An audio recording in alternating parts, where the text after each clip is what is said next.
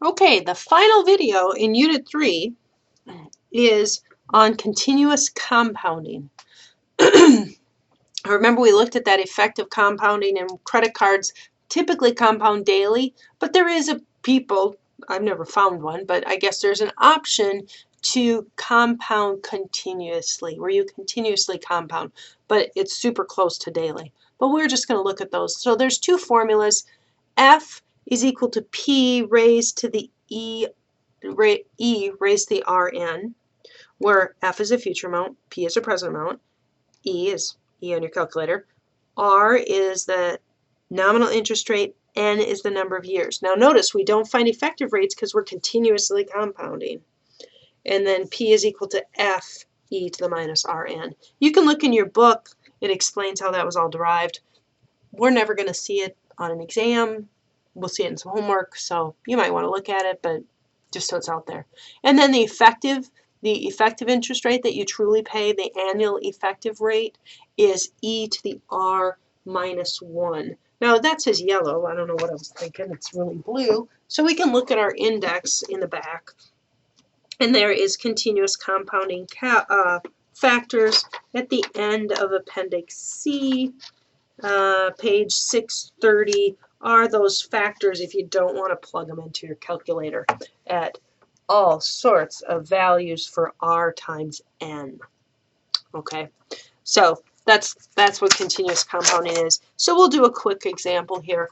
Okay, we're going to have what is the $1,000 invested today worth in 1 year? All right, so we're going to do $1,000, just one period.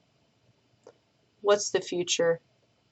We've got 3 interest rates. A, 12% per year. B, 12% compounded daily.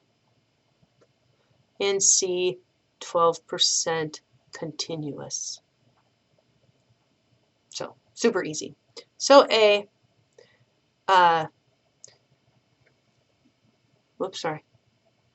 F is equal to P times 1 plus I to the N. 12% compounded annually. F is equal to 1,000 times 1 plus 0.12, 1 year, $1,120. Okay. B, what's our interest rate here? 12%. How many days in a year? Let's not count leap year this year. 365.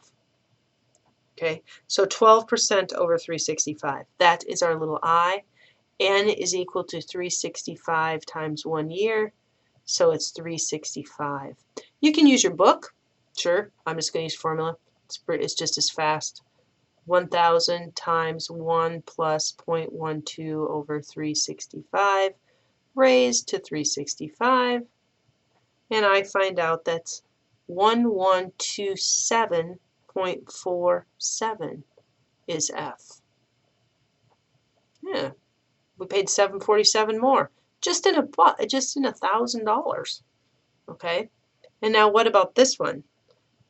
Well, we know that F is equal to P E R to the N. We're going to go 1,000 times E to the 0.12 times 1. So we go to the back of our book and we look at 0.12, and the value is 11275.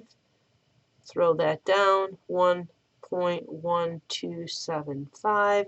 We get 11,027.50. 3 cents difference. So basically, when they say daily, they're really, it's continuous, right? Because I don't know, we could have carried that out more digits and it might have been even more close. So that's it. Continuous compounding is pretty simple. So you should have all of the tools in your toolkit to do homework 3. So post to discussion board if you have any problems.